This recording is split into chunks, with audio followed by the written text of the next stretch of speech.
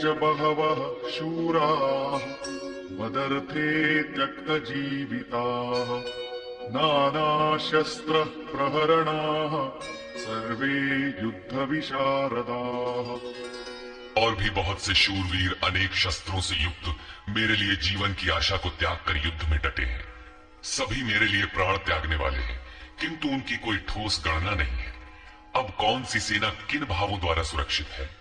इस पर कहते हैं, अपर्याप्तम् तदस्माकम् बलम् भीष्माभिरक्षितम् पर्याप्तम् त्विदमेतेषाम् बलम् भीमाभिरक्षितम्। भीष्म द्वारा रक्षित हमारी सेना सब प्रकार से अजेय है और भीम द्वारा रक्षित इन लोगों की सेना जीतने में सुगम है। पर्याप्त और अपर्याप्त जैसे श्रेष्ठ शब्द का प्रयोग दुर्योधन की आशंका को व्यक्त करता है। अतः देखना है कि भीष्म कौन सी सत्ता है जिस पर कौरव निर्भर करते हैं तथा भीम कौन सी सत्ता है जिस पर दैवी संपद संपूर्ण पांडव निर्भर है। दुर्योधन अपनी व्यवस्था देता है कि अयनेषु च सर्वेषु यथा भागमवस्थिताः भीष्ममेवाभिरक्षन्तु भवन्तः सर्व एव हि। इसलिए सब मोर्चों पर अपनी अपनी जगह स्थित रहते हुए आप लोग सब के सब भीष्म की ही सब ओर से रक्षा करें। यदि भीष्म है तो हम अजय हैं, इसलिए आप पांडवों से न लड़कर केवल भीष्म की ही रक्षा करें। कैसा योद्धा है भीष्म जो स्वयं अपनी रक्षा नहीं कर पा रहा है, कौरवों को उसकी रक्षा व्यवस्था करनी पड़ रही है। यह कोई बाह्य योद्धा नहीं, ब्रह्म ही भीष्म है। जब तक ब्रह्म जीवित है तब तक विजातीय प्रवृत्तियां कौरव अजेय है। अजेय का यह अर्थ नहीं कि जिसे जीता ही ना जा सके, बल्कि अजेय का अर्थ दुर्जय है, जिसे कठिनाई से जीता जा सकता हो। महा अजय संसार रिपु जीत सकई सो वीर। यदि भ्रम समाप्त हो जाए तो अविद्या अस्तित्वहीन हो जाए। मोह इत्यादि जो आंशिक रूप से बचे भी हैं, शीघ्र ही समाप्त हो जाएंगे। भीष्म की इच्छा मृत्यु थी, इच्छा ही भ्रम है। इच्छा का अंत और भ्रम का मिटना एक ही बात है। इसी को संत कबीर ने सरलता से कहा, इच्छा काया इच्छा माया इच्छा जग उपजाया। कह कबीर जे इच्छा विवर्जित ताका पार न पाया। जहां भ्रम नहीं होता वो अपार और अव्यक्त है। इस शरीर के जन्म का कारण इच्छा है, इच्छा ही माया है और इच्छा ही जगत की उत्पत्ति का कारण है। सो कामयत तदैक्षत बहुश्याम प्रजा ये इति। कबीर कहते हैं, जो इच्छाओं से सर्वथा रहित हैं, तिनका पार न पाया। वे अपार अनंत असीम तत्वों में प्रवेश पा जाते हैं। यो कामो निष्काम आप्त काम आत्म कामो न तस्य प्राणा उत्क्रामंति ब्रह्म वसन ब्रह्माप्येति। जो कामनाओं से रहित आत्मा में स्थिर आत्म स्वरूप है, उसका कभी पतन नहीं होता। वो ब्रह्म के साथ एक हो जाता है। आरंभ में इच्छाएं अनंत होती है और अंततो गत्वा परमात्म प्राप्ति की इच्छा शेष रहती है। जब ये इच्छा भी पूरी हो जाती है तब इच्छा भी मिट जाती है। यदि उससे भी बड़ी कोई वस्तु होती तो आप उसकी इच्छा अवश्य करते। जब उससे आगे कोई वस्तु है ही नहीं तो इच्छा किसकी होगी? जब प्राप्त होने योग्य कोई वस्तु अप्राप्त न रह जाए तो इच्छा भी समूल नष्ट हो जाती है और इच्छा के मिटते ही भ्रम का सर्वथा अंत हो जाता है। यही भीष्म की इच्छा मृत्यु है। भीम द्वारा रक्षित इन लोगों की सेना जीतने में सुगम है। भाव रूपी भीम भावे विद्यते देवा।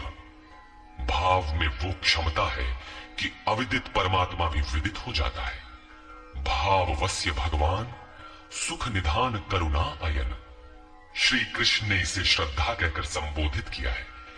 भाव में वो क्षमता है कि भगवान को भी वश में कर लेता है। भाव से ही संपूर्ण पुण्यमयी प्रवृत्ति का विकास है। ये पुण्य का संरक्षक है। है तो इतना बलवान कि परम देव परमात्मा को संभव बनाता है, किंतु साथ ही इतना कोमल भी है कि आज भाव है तो कल अभाव में बदलते देर नहीं लगती। इष्ट में लेश मात्र भी त्रुटि प्रतीत होने पर भाव डगमगा जाता है, पुण्यमयी प्रवृत्ति विचलित हो उठती है, इष्ट से संबंध टूट जाता है। इसलिए भीम द्वारा रक्षित इन लोगों की सेना जीतने में सुगम है। महर्षि पतंजलि का भी यही निर्णय है।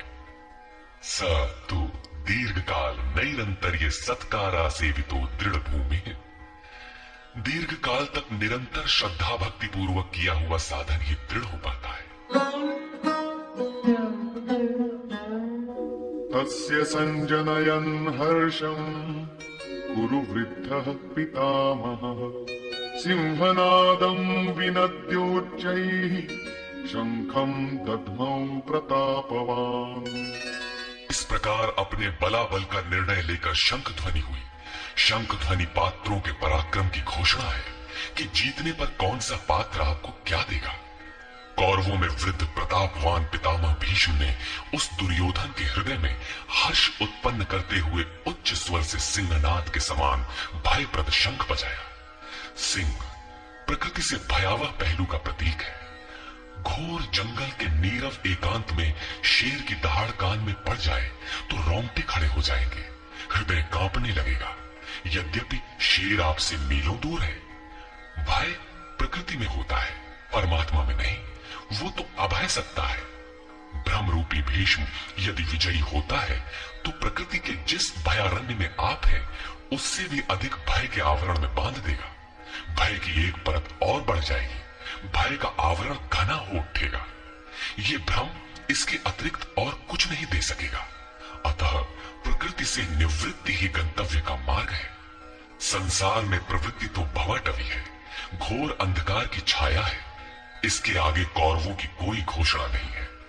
कौरवों की ओर से कई बाजे एक साथ बजे, किंतु कुल मिलाकर वे भी भय ही प्रदान करते हैं, इससे अधिक कुछ नहीं। प्रत्येक विकार कुछ न कुछ भय तो देता ही है। इसलिए उन्होंने भी घोषणा की। ततः शंखाश्च भैर्यश्च पणवानक गोमुखाः सहसैवाभ्य हन्यन्त सशब्दस्तु मुलोऽभवत्। तदनंतर अनेक शंख, नगारे, ढोल और नरसिंहादि बाजे एक साथ ही बजे। उनका शब्द भी बड़ा भयंकर हुआ। भय का संचार करने के अतिरिक्त कौरवों की कोई घोषणा नहीं है। बहिर्मुखी विजातीय प्रवृत्ति सफल होने पर मोहमय बंधन और घना कर देती है। अब पुण्यमयी प्रवृत्तियों की ओर से घोषणाएं हुई, जिनमें पहली घोषणा योगेश्वर श्री कृष्ण की है।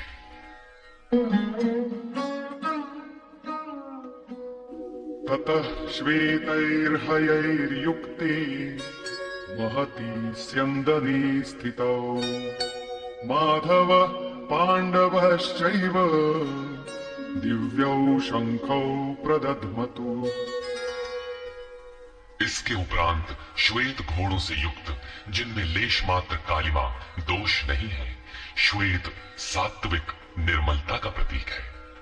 महति स्यन्दने, महान रथ पर बैठे हुए योगेश्वर श्री कृष्ण और अर्जुन ने भी अलौकिक शंख बजाए। अलौकिक का अर्थ है लोकों से परे, मृत्युलोक, देवलोक, ब्रह्मलोक। जहां तक जन्म मरण का भय है, उन समस्त लोकों से परे पारलौकिक, पारमार्थिक स्थिति प्रदान करने की घोषणा योगेश्वर श्री कृष्ण की है। सोने चांदी काठ का रथ नहीं, रथ अलौकिक, शंख अलौकिक, अतः घोषणा भी अलौकिक ही है। लोकों से परे एकमात्र ब्रह्म है, सीधा उससे संपर्क स्थापित कराने की घोषणा है। पांचजन्यं ऋषिकेशो देवदत्तं धनंजयः पौंड्रं दध्मौ महाशंखं भीमकर्मावृकोदरः। ऋषिकेश, जो हृदय के सर्वस्व ज्ञाता है, उन कृष्ण ने 5 जन्य शंख बजाया। पांचों ज्ञानेंद्रियों को पंच तन्मात्राओं शब्द, स्पर्श, रूप, रस, गंध के रसों से समेटकर अपने जन भक्त की श्रेणी में ढालने की घोषणा की। विकराल रूप से बहकती हुई इंद्रियों को समेटकर उन्हें अपने सेवक की श्रेणी में खड़ा कर देना हृदय से प्रेरक सद्गुरु की देन है। श्री कृष्ण एक योगेश्वर सद्गुरु थे। शिष्यस्ते हम। भगवान, मैं आपका शिष्य हूं। बाह्य विषय वस्तुओं को छोड़कर ध्यान में इष्ट के अतिरिक्त दूसरा न देखें, दूसरा न सुने, न दूसरे का स्पर्श करें। ये सद्गुरु के अनुभव संचार पर निर्भर करता है। देवदत्तम धनंजय। दैवी संपत्ति को अधीन करने वाला अनुराग ही अर्जुन है। इष्ट के अनुरूप लगाव जिसमें विरह, वैराग्य, अश्रुपात हो। गदगद गिरा नयन बह नीरा। रोमांच हो। इष्ट के अतिरिक्त अन्य विषय वस्तु का लेश मात्र टकराव न होने पाए, उसी को अनुराग कहते हैं। यदि ये सफल होता है तो परम देव परमात्मा में प्रवेश दिलाने वाली दैवी संपद पर आधिपत्य प्राप्त कर लेता है। इसी का दूसरा नाम धनंजय भी है। एक धन तो बाहरी संपत्ति है जिससे शरीर निर्वाह की व्यवस्था होती है। आत्मा से इसका कोई संबंध नहीं है। इससे परे स्थिर आत्मिक संपत्ति ही निज संपत्ति है। बृहदारण्य कोपनिषद में याज्ञवल्क्य ने मैत्रेयी को यही समझाया कि धन से संपन्न पृथ्वी के स्वामित्व से भी अमृतत्व की प्राप्ति नहीं हो सकती। उसका उपाय आत्मिक संपत्ति है। भयानक कर्म वाले भीमसेन ने पौंड्र अर्थात प्रीति नामक महाशंख बजाया। भाव का उद्गम और निवास स्थान हृदय है, इसलिए इसका नाम वृकोदर है। आपका भाव लगाव बच्चे में होता है, किंतु वस्तुतः वो लगाव आपके हृदय में है जो बच्चे में जाकर मूर्त होता है। ये भाव अथाह और महान बलशाली है। उसने प्रीति नामक महाशंख बजाया। भाव में ही वो प्रीति निहित है, इसीलिए भीम ने पौंड्र प्रीति नामक महाशंख बजाया। भाव महान बलवान है, किंतु प्रीति संचार के माध्यम से। हरि व्यापक सर्वत्र समाना, प्रेम ते प्रकट हो ही मैं जाना। अनंत विजयम राजा कुंती पुत्रो युधिष्ठिरः नकुलः सहदेवश्च सुघोषमणि पुष्पकौ। कुंती पुत्र राजा युधिष्ठिर ने अनंत विजय नामक शंख बजाया। कर्तव्य रूपी कुंती और धर्म रूपी युधिष्ठिर। धर्म पर स्थिरता रहेगी तो अनंत विजयम अनंत परमात्मा में स्थिति दिलाएगा। युद्धे स्थिरः सह युधिष्ठिरः। प्रकृति पुरुष क्षेत्र क्षेत्रज्ञ के संघर्ष में स्थिर रहता है, महान दुख से भी विचलित नहीं होता। तो एक दिन जो अनंत है, जिसका अंत नहीं है, वो है परम तत्व परमात्मा, उस पर विजय दिला देता है। नियम रूपी नकुल ने सुघोष नामक शंख बजाया। ज्यों-ज्यों नियम उन्नत होगा, अशुभ का शमन होता जाएगा, शुभ घोषित होता जाएगा। सत्संग रूपी सहदेव ने मणि पुष्पक शंख बजाया। मनीषियों ने प्रत्येक श्वास को बहुमूल्य मणि की संज्ञा दी है। हीरा जैसी श्वासा बातों में बीती जाए। एक सत्संग तो वो है जो आप सत्पुरुषों की वाणी से सुनते हैं, किंतु यथार्थ सत्संग आंतरिक है। श्री कृष्ण के अनुसार आत्मा ही सत्य है, सनातन है। चित्त सब ओर से सिमटकर आत्मा की संगत करने लगे, यही वास्तविक सत्संग है। ये सत्संग चिंतन, ध्यान और समाधि के अभ्यास से संपन्न होता है। ज्यों-ज्यों सत्य के सान्निध्य में सुरत टिकती जाएगी, त्यों-त्यों एक एक श्वास पर नियंत्रण मिलता जाएगा। मन सहित इंद्रियों का निरोध होता जाएगा। जिस दिन सर्वथा निरोध होगा, वस्तु प्राप्त हो जाएगी। वाद्य यंत्रों की तरह चित्त का आत्मा के स्वर में स्वर मिलाकर संगत करना ही सत्संग है। बाह्य मणि कठोर है, किंतु श्वास मणि पुष्प से भी कोमल है। पुष्प तो विकसित होने या टूटने पर कुम्हलाता है, किंतु आप अगले श्वास तक जीवित रहने की गारंटी नहीं दे सकते। किंतु सत्संग सफल होने पर प्रत्येक श्वास पर नियंत्रण दिलाकर परम लक्ष्य की प्राप्ति करा देता है। इसके आगे पांडवों की कोई घोषणा नहीं है, किंतु प्रत्येक साधन कुछ न कुछ निर्मलता के पथ में दूरी तय करता है। आगे कहते हैं, काश्यश्च परमेश्वासः शिखण्डी च महारथः धृष्टद्युम्नो विराटश्च सात्यकिश्चापराजितः। काया रूपी काशी। पुरुष जब सब ओर से मन सहित इंद्रियों को समेटकर काया में ही केंद्रित करता है तो परमेश्वासः परम ईश में वास का अधिकारी हो जाता है। परम ईश में वास दिलाने में सक्षम काया ही काशी है। काया में ही परम ईश का निवास है। परमेश्वास का अर्थ श्रेष्ठ धनुष वाला नहीं, बल्कि परम धन ईश धन वास है। शिखा सूत्र का त्याग ही शिखंडी है। आजकल लोग सिर के बाल कटा लेते हैं और सूत्र के नाम पर गले की जनेऊ हटा लेते हैं, अग्नि जलाना छोड़ देते हैं। हो गया संन्यास उनका। नहीं, वस्तुतः शिखा लक्ष्य का प्रतीक है जिसे आपको पाना है, और सूत्र है संस्कारों का। जब तक आगे परमात्मा को पाना शेष है, पीछे संस्कारों का सूत्रपात लगा हुआ है, तब तक त्याग कैसा, संन्यास कैसा? अभी तो चलने वाले पथिक हैं। जब प्राप्तव्य प्राप्त हो जाए, पीछे लगे हुए संस्कारों की डोर कट जाए, ऐसी अवस्था में ब्रह्म सर्वथा शांत हो जाता है। इसलिए शिखंडी ही ब्रह्म रूपी भीष्म का विनाश करता है। शिखंडी चिंतन पथ की विशिष्ट योग्यता है, महारथी है। धृष्टद्युम्न दृढ़ और अचल मन तथा विराटः सर्वत्र विराट ईश्वर का प्रसार देखने की क्षमता इत्यादि दैवी संपद के प्रमुख गुण हैं। सात्विकता ही सात्य की है। सत्य के चिंतन की प्रवृत्ति अर्थात सात्विकता यदि बनी है तो कभी गिरावट नहीं आने पाएगी, इस संघर्ष में पराजित नहीं होने देगी। द्रुपदो द्रौपदेयाश्च सर्वशः पृथिवीपते सौभद्रश्च महाबाहु शंखान् दद्मुः पृथक् पृथक्। अचल पददायक द्रुपद और ध्यान रूपी द्रौपदी के पांचों पुत्र सहृदयता, वात्सल्य, लावण्य, सौम्यता इत्यादि साधन में महान सहायक महारथी है तथा बड़ी भुजा वाला अभिमन्यु, इन सब ने पृथक पृथक शंख बजाए। भुजा कार्य क्षेत्र का प्रतीक है।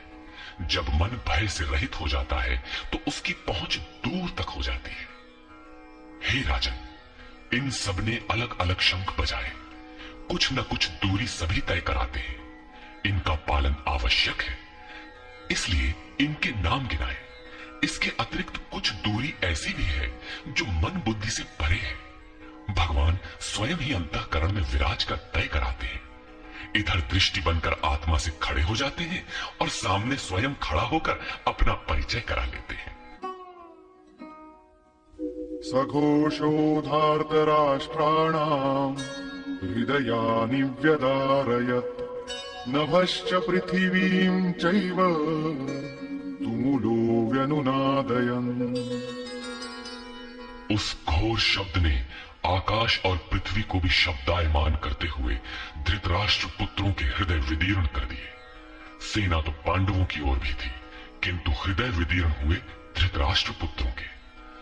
वस्तुतः पांचजन्य दैवी शक्ति पर आधिपत्य, अनंत पर विजय, अशुभ का शमन और शुभ की घोषणा धारावाही होने लगे तो कुरुक्षेत्र आसुरी संपद, बहिर्मुखी प्रवृत्तियों का हृदय विदीर्ण हो जाएगा। उनका बल शनह शनह क्षीण होने लगता है। सर्वथा सफलता मिलने पर मोहमयी प्रवृत्तियां सर्वथा शांत हो जाती हैं।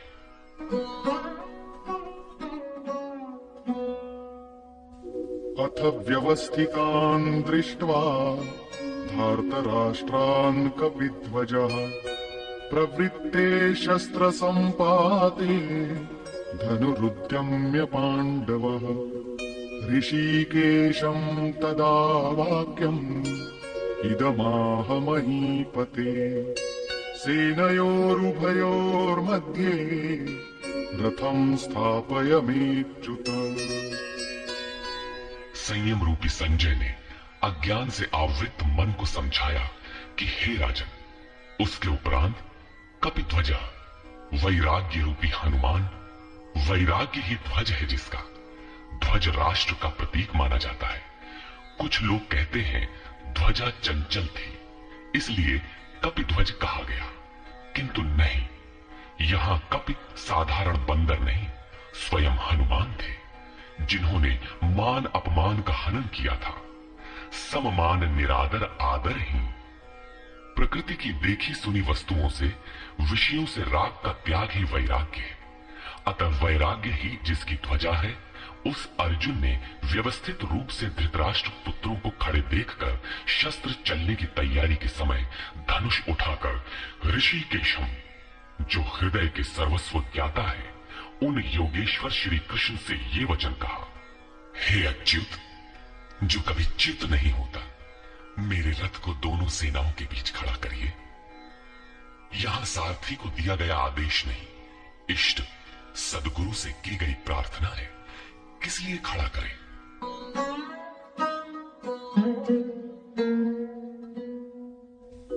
यावदेतान् निरीक्षेऽहम् योद्धुकामानवस्थितान् कैर्मया सह योद्धव्यम् अस्मिन् रणसमुद्यमे। जब तक मैं स्थित हुए युद्ध की कामना वालों को अच्छी प्रकार देख न लूं कि इस युद्ध के उद्योग में मुझे किन किन के साथ युद्ध करना योग्य है, इस युद्ध व्यापार में मुझे किन किन के साथ युद्ध करना है। योत्स्यमानानवेक्षेऽहम् य एतेऽत्र समागताः धार्तराष्ट्रस्य दुर्बुद्धे युद्धे प्रियचिकीर्षवः। दुर्बुद्धि दुर्योधन का युद्ध में कल्याण चाहने वाले जो ये राजा लोग इस सेना में आए हैं, उन युद्ध करने वालों को मैं देखूंगा, इसलिए खड़ा करें।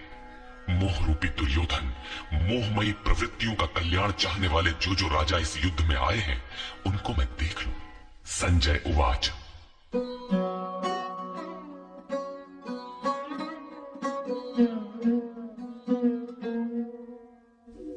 एवमुक्तो ऋषिकेशो गुडाकेशेन भारत सेनयोरुभयोर्मध्ये स्थापयित्वा रथोत्तमम् भीष्मद्रोण प्रमुखतः सर्वेषां च महीक्षिताम् उवाच पार्थ पश्यैतान् समवेतान् कुरुनीति।